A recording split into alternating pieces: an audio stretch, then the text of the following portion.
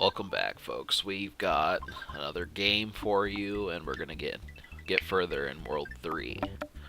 Now, these worlds do start to ramp up in difficulty. There is a difference between World 2 and World 3, but it still keeps the fun aspect of it. You're not really seeing as many of the stages where you're gonna fall to your doom, but you will get swallowed.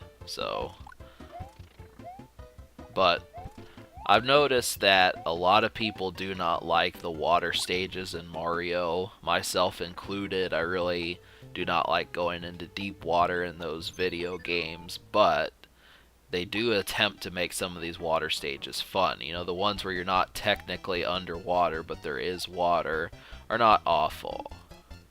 I mean, the big fish shows up in the stage, but as long as you have the fire flower, it should not matter. But here's another one of these hill stages. So these, you're going to be seeing these quite a bit in this game.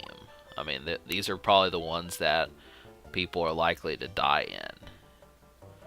But I don't really have a problem sometimes. I mean, a jump like this right here, it's pretty wise not to jump until you can see the next platform, just because, mate, the screen is not going to advance with you. And that's another thing. The items in this game will go in the opposite direction of you. They are very contrary. This is my least favorite part. I used to hate this part. Is jump as it's finishing spinning, and you should be fine. But yes, we've got 5 1-ups. I think I explained how to make sure you get the star, so just follow that formula and you're fine. Now, I like this stage. This is kind of an obscure level. You don't ever really see these green textures in the game again, those hill things, or land masses. And you don't see these spike ball enemies much either. I wanted to actually jump on one to prove you could beat it, but the stage does give me some grief.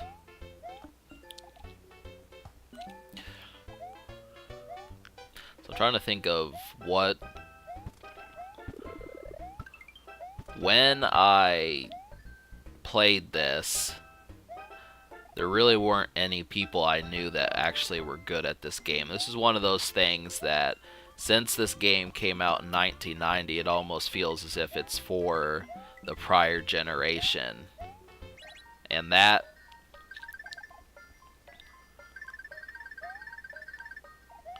I mean, Mario was just in a strange place back in 98, 99, just because Mario 64, everyone wanted that sequel, but it never came out. So, of course, I think anything he touched, you know, up to the year 1996 or 7 was pretty real high fashion, but,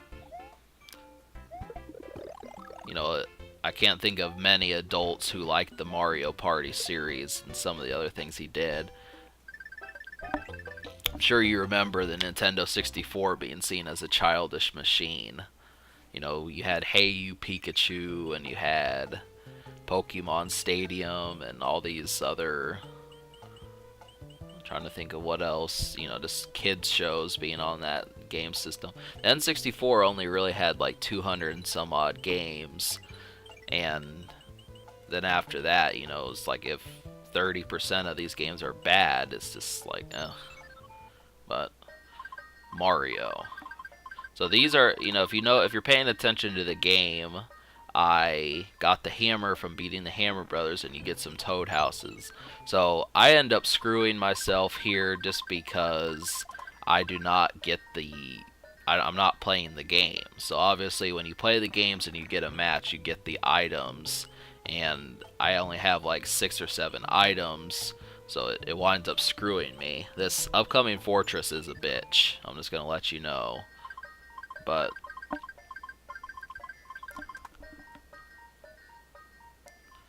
so these power-ups are gonna come and go rather quickly. there is the castle. And I'm actually going to do something the next time, maybe in World 4 or 5.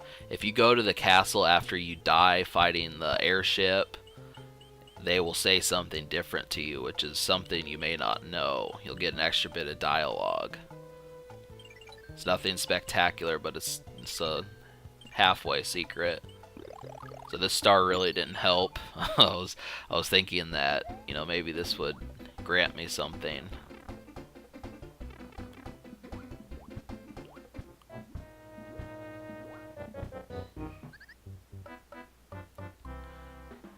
Now the reason why I died there is pretty hard to explain, but I'll explain it. I was trying to move to the left as that fish was coming, but it would not register quickly enough for me to actually do it. So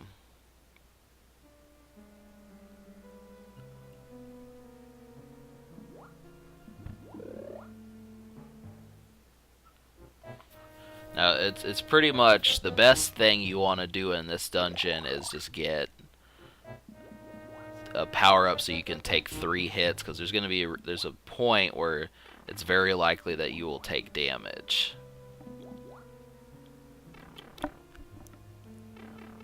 This is still pretty creative. I mean, Mario just does it yet again. This is fun stuff right here. Usually, I mean, there's just not many stages I don't like in this game. This is the part where I'm saying you're gonna take damage, just because both of those boo sticks, they will come out from the top and bottom at once, and there's really no way to dodge it. So,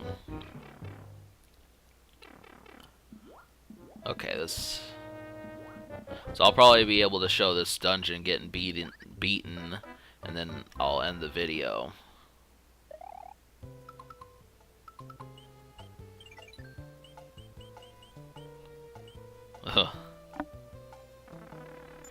So,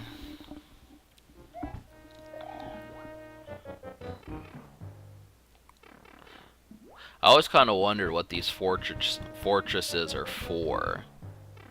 You know, that's the strange thing about it is, you know, Bowser has set these up in the world. It's probably where they just reside, but it makes you wonder if there's like a prison system there, or what they're for.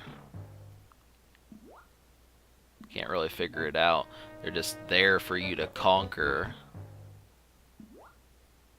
So I didn't really do such a wise move here, but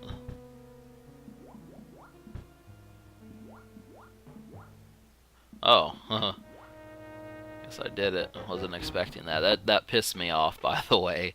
I wasn't the cheeriest person because I thought I lucked my way out.